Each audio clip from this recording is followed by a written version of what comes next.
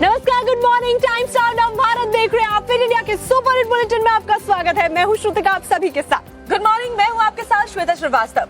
और चलिए आज आपको बताने वाले हैं देश और दुनिया की तमाम बड़ी खबरें, राजनीति, मनोरंजन का हाल, सब कुछ। तो बने रहिए हमारे साथ।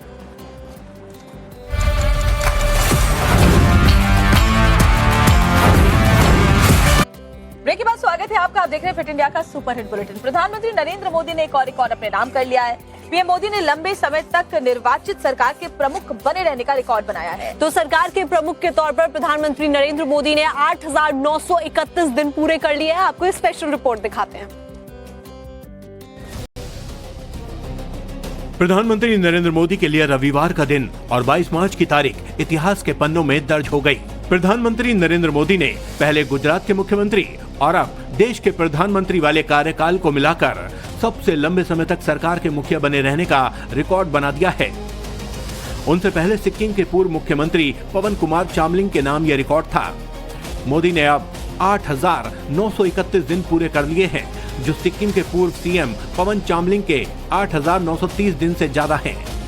ऐसे में गुजरात के मुख्यमंत्री से लेकर प्रधानमंत्री तक उनका निरंतर सियासी नेतृत्व भारतीय राजनीति में एक महत्वपूर्ण उपलब्धि माना जा रहा है। आदरणीय प्रधानमंत्री नरेंद्र मोदी जी भारतवर्ष के आज़ादी के बाद सर्वाधिक दिनों तक प्रधानमंत्री के पद पर रह करके अपनी गरीब कल्याण योजनाओं के माध्यम से देश को प्रगति के पथ पर अग्रसर करने वाले और विकसित भारत के संकल्प को पूरा करने की तरफ तेजी के साथ आगे बढ़ने वाले पहले प्रधानमंत्री जी के रूप में स्थापित हो चुके हैं। पीएम मोदी के नाम इसके अलावा और कई कीर्तिमान हैं। अपने मुख्यमंत्री काल के दौरान उन्होंने गुजरात के सबसे लंबे समय तक सीएम बने रहने का रिकॉर्ड बनाया था। बतौर प्रधानमंत्री लगातार 3 लोकसभा चुनाव जीतने का भी रिकॉर्ड है। इसके अलावा वो लगातार तीसरी बार जीतने वाले पहले गैर कांग्रेसी प्रधानमंत्री भी हैं, जिन्होंने 4,000 से ज्यादा दिनों तक पद पर रहकर सबसे लंबे समय तक सेवा करने वाले प्रधानमंत्रियों में अपना स्थान बनाया है। और अब सबसे लंबा सियासी नेतृत्व करने की उपलब्धि भी उनके नाम जुड़ गई है, जो सही मायनों में उनके प्रधान सेवक होने की बात पर मुहर लगाती है। अब बात उत्तर प्रदेश की करते हैं, जहां एक सभा में योगी सरकार के मंत्री फूट फूट कर रोते हुए नजर आए। दरअसल मंत्री संजय निषाद ने जो पूर्व की सरकारें हैं उनके ऊपर निशाना साधा और कहा कि कैसे निषादों के साथ में सौतेलों की तरह से व्यवहार किया गया है, और साथ ही साथ इस वक्त वो भावुक भी होते हुए दिखाई दिए।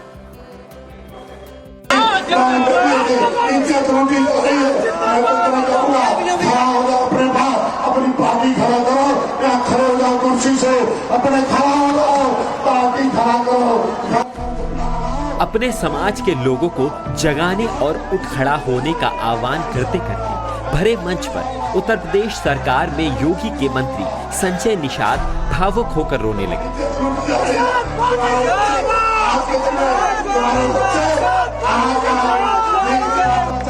निषाद पार्टी की ये महारैली गोरखपुर के महंत दिग्विजय नाथ पार्क में आयोजित की गई थी।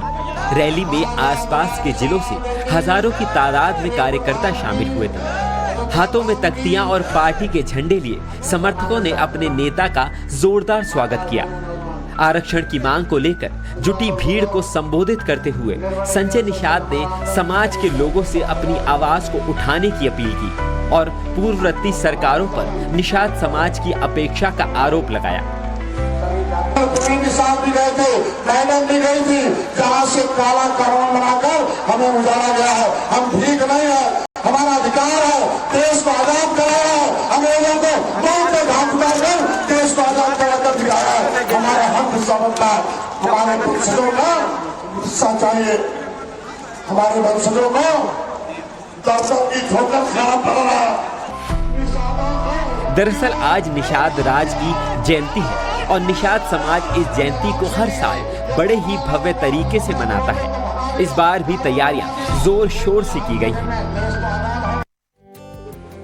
दिल्ली एनसीआर में मौसम करवट ले चुका है और वेस्टर्न डिस्टर्बेंस की वजह से हम पिछले कई दिनों से देख रहे हैं कि रुक रुक कर बारिश आने जाने का सिलसिला जारी है। बिल्कुल सही कहा श्रुतिका। देखिए अभी भी बारिश हो रही है। दिल्ली एनसीआर के आसमान में काले काले बादल छाए हुए हैं और खबर इसके अलावा और भी बहुत सारी सामने आ रही है। राजस्थान से अगली खबर क्या है? बिल्कुल, और ऐसे में खबर आपको बताते हैं जो पश्चिम बंगाल से दरअसल आ रही है। पश्चिम बंगाल में आज पूरक मतदाता सूची जारी होने वाली है और ऐसे में निर्देश ये दे दिए गए हैं अधिकारियों को कि भीड़ को नियंत्रित किया जाए और सब कुछ सुचारू रूप से हो सके। वहीं सीएम ममता बनर्जी भी सप्लीमेंट्री वोटर लिस्ट को लेकर फुल एक्शन में नजर आ रही है। देखिए रिपोर्ट आप भी। पश्चिम बंगाल विधानसभा चुनाव से पहले चुनाव आयोग बड़ा कदम उठाने जा रहा है। राज्य में मतदाता सूची को लेकर जो जांच प्रक्रिया चल रही है, उस बीच आज पहली सप्लीमेंट्री वोटर लिस्ट यानी पूरक मतदाता सूची करेगा। इससे चुनावी तैयारियों को अंतिम रूप देने के लिए मदद मिलेगी और कई लंबित मामलों पर स्थिति साफ होगी। अधिकारियों के मुताबिक ये सप्लीमेंट्री सूची उसी तरीके से जारी होगी जैसे अंतिम मतदाता सूची जारी की जाती है। इसकी कॉपी जिला चुनाव अधिकारियों को भेजी जाएगी, फिर राज्य में सभी मतदान केंद्रों को प्रकाशित की जाएगी। इसके बाद इसे ऑनलाइन भी उपलब्ध कराया जाएगा ताकि लोग आसानी से अपना नाम जांच सके। लेकिन टीएमसी ने इस लिस्ट पर भी सवाल खड़े कर दिए हैं। आज का दिन में ये सिचुएशन है, ये सप्लीमेंट्री लिस्ट पहले ही निकल जाना चाहिए। जो जिसका नाम नहीं रहेगा उन लोग को भी तो टाइम देना चाहिए। ट्राइब्यूनल गठित हुआ और उन लोग का राइट है फॉर्म 6 भरने का, तो कोई ना कोई रास्ता तो उन लोग के लिए ही खुला रहना चाहिए। तो हम लोग देखेंगे, हम लोग का तृणमूल कांग्रेस का टीम तैयार है। इस बीच केंद्रीय मंत्री सुकांता मजूमदार ने सीएम ममता बनर्जी के मिशन दिल्ली पर बड़ा पलटवार किया और कहा कि उनका दिल्ली का सपना रह जाएगा और इस बार बंगाल से भी उनकी विदाई तय है। पब्लिक तैयार है परिवर्तन करने के लिए, परिवर्तन होगी और नरेंद्र मोदी की सरकार बनेगी। ममता बनर्जी ने कहा है कि पहले बंगाल जीत लूं, उसके बाद दिल्ली का रास्ता तय करेंगी बंगाल के बाद। ममता बनर्जी कह रही है बंगाल संभाला नहीं जा रहा, दिल्ली कैसे संभालेंगे? दिल्ली में जाके कुछ होने वाला नहीं है, लड्डू भी नहीं मिलेगा, कुछ भी नहीं मिलेगा। चुनाव आयोग के अनुसार अब तक 27 लाख से ज्यादा मामलों पर निपटारा किया जा चुका है। ये वो नाम थे जिन्हें 28 फरवरी को जारी अंतिम मतदाता सूची में अंडर एजुकेशन यानी जांच के तहत रखा गया था। कुल 60 लाख ऐसे नामों की जांच की जा रही थी। अब सप्लीमेंट्री सूची में इन्हें मामलों में नतीजे शामिल किए जाएंगे। जो वहीं टीएमसी ने उन लोगों को कानून सहायता देने का ऐलान कर दिया है जिनके नाम इस एक्सरसाइज के कारण हटा दिए जाएंगे। और अगली खबर भी पश्चिम बंगाल से आपको बताते हैं, जहां पर एक बड़ी सियासी घटना हुई है। दरअसल असदुद्दीन ओवैसी ने हुमायूं कबीर के साथ में हाथ मिला लिया है और आने वाले चुनावों में यहां पर ये बड़ा बदलाव होता हुआ नजर आ रहा है। पश्चिम बंगाल में पहले चरण के चुनाव से पहले राज्य में बड़ा सियासी गठबंधन हुआ है। पिछले कई महीनों से हुमायूं कबीर की जनता उद्यन पार्टी और असदुद्दीन ओवैसी की AIMIM के बीच जो गठबंधन होने की राजनीतिक अटकलें चल रही थी, अब उस पर रविवार को फुल स्टॉप लग गया।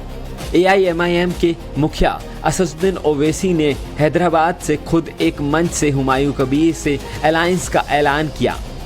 असेंबली के इंतखाबात होने जा रहे हैं और मजलिस इत्तेहादुल मुस्लिमीन ने ये फैसला लिया है कि मगरबी बंगाल में हुमायूं कबीर साहब की जो पार्टी है उनके साथ मजलिस इत्तेहादुल मुस्लिमीन एक अलायंस करेगी और मजलिस के उम्मीदवार उस अलायंस का हिस्सा बनकर हम मगरबी बंगाल के इलेक्शन में हिस्सा लेंगे।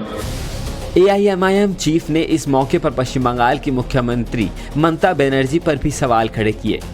ओवैसी ने सभा में सीएम ममता बनर्जी का नाम तो नहीं लिया, लेकिन ओवैसी का इशारा दीदी की तरफ ही था।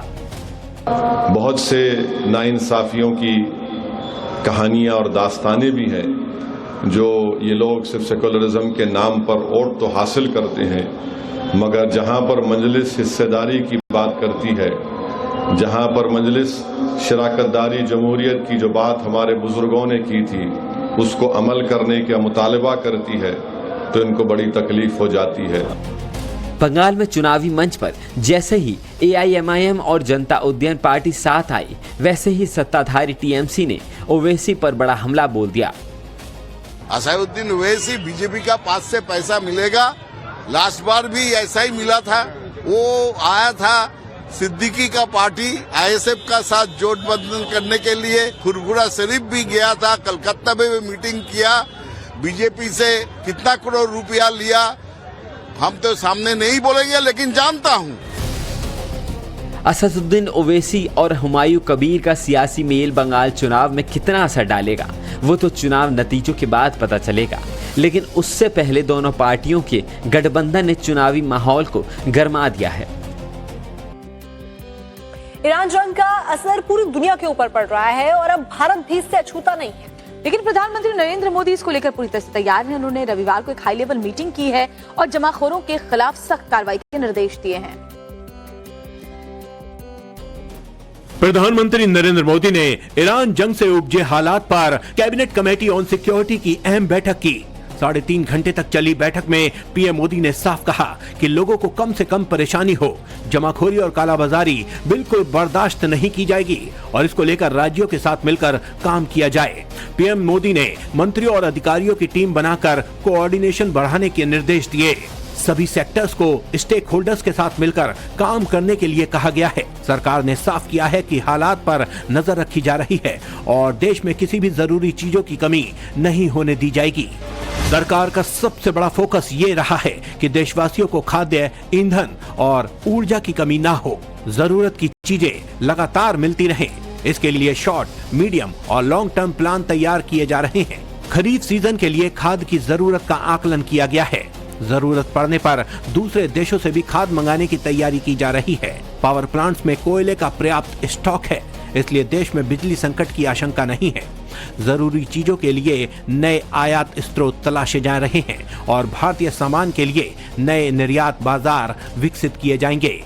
बैठक में कृषि, उर्वरक, खाद्य सुरक्षा, पेट्रोलियम, बिजली, व्यापार, शिपिंग और सप्लाई चेन जैसे सेक्टर्स पर असर और उससे निपटने के उपायों पर बात हुई। मीटिंग में केंद्रीय गृह मंत्री अमित शाह, वित्त मंत्री निर्मला सीतारमण, स्वास्थ्य मंत्री जेपी नड्डा, पेट्रोलियम मंत्री हरदीप सिंह पुरी, कृषि मंत्री शिवराज सिंह चौहान समेत कई बड़े मंत्री शामिल हुए। अब आपको खबर जम्मू कश्मीर के बडगाम से दिखाते हैं, जहां पर वहां के जो विधायक है और साथ ही जो लोकल लोग हैं, उन्होंने इस जंग में ईरान के प्रति एकजुटता दिखाई है। और ऐसे में सोना, चांदी, नकद और 1 महीने का वेतन यहां पर ईरान के लोगों के लिए दान किया जा रहा है ताकि मानवीय मदद को बढ़ाया जा सके और संकट के इस पल में कुछ मरहम ये कर सके। ईरान के समर्थन में जम्मू कश्मीर की शिया आबादी खुलकर सामने आई है। जम्मू कश्मीर के बडगाम में ईरान के समर्थन में स्थानीय लोगों ने सोना, चांदी और नकद दान किया। मस्जिद इमाम जमान में डोनेशन स्टॉल लगाया गया, जहां महिलाओं ने भी जेवर और नकदी देकर मदद की। इस पहल को लोगों से जबरदस्त प्रतिक्रिया देखने को मिल रही है। इस दौरान स्थानीय लोगों ने ईरान के लोगों के प्रति अपनी एकजुटता भी दिखाई। भारत में ईरानी दूतावास ने भी इस पहल की सराहना करते हुए लोगों का शुक्रिया अदा किया। हम तमाम डोनेशंस जो भी यहाँ पर हमारी माएँ बहनें अपना जेवर, कॉपर या कैश दे रहे ताकि हम जो अभी हालात ईरान में हो रहे उनकी किसी तरह से मदद कर सके, क्योंकि अभी हमारे बस में ये बात नहीं है कि हम फिजिकली वहाँ जाके शहादत हासिल करें या जान दे सके, बल्कि हम अभी इस हालत में है कि हम अभी बस फ़कत फाइनेंशियल मदद कर सकते हैं। तो उस फाइनेंशियल मदद के लिए हम यहाँ जमा हुए।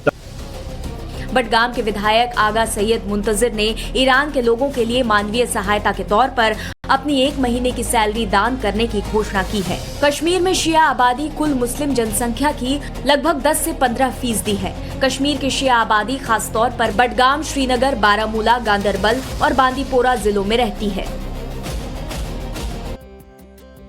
खबर अब आपको बताते हैं छत्तीसगढ़ से, जहां पर एक मंदिर के अंदर हादसा होने से हड़कंप मच गया। दरअसल यहाँ पर रोपवे पे श्रद्धालु सवार थे, तभी रोपवे का केबल टूट जाता है और 5 श्रद्धालु नीचे जाकर गिर जाते हैं।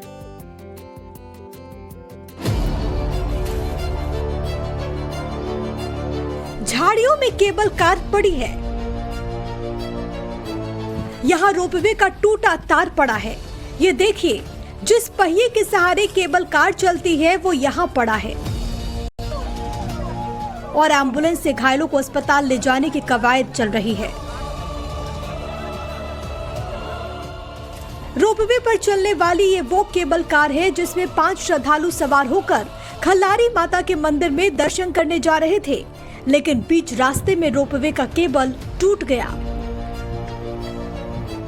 20 फीट की ऊंचाई से 5 श्रद्धालु नीचे गिर गए, जिसमें एक लड़की की मौके पर ही मौत हो गई और चारों तरफ चीख पुकार मच गई।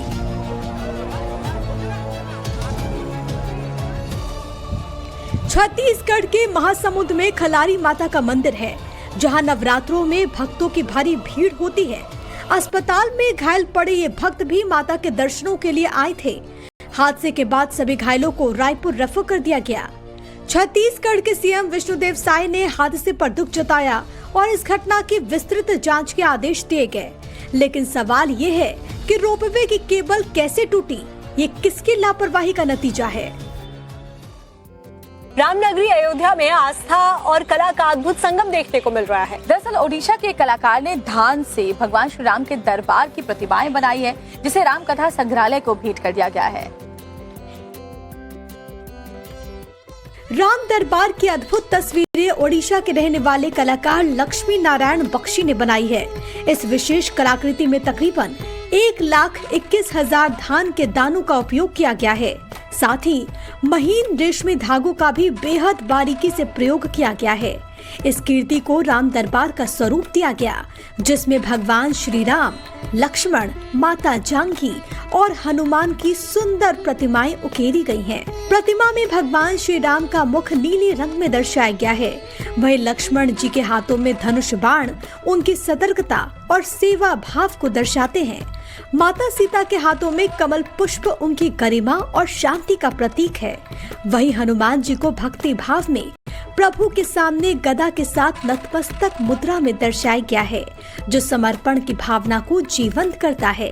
अंतर्राष्ट्रीय रामकथा संग्रहालय के संयोजक संजीव कुमार ने बताया कि इस अनोखी कलाकृति को संग्रहालय ने स्वीकार कर लिया है, लेकिन औपचारिक पंजीकरण अभी बाकी है।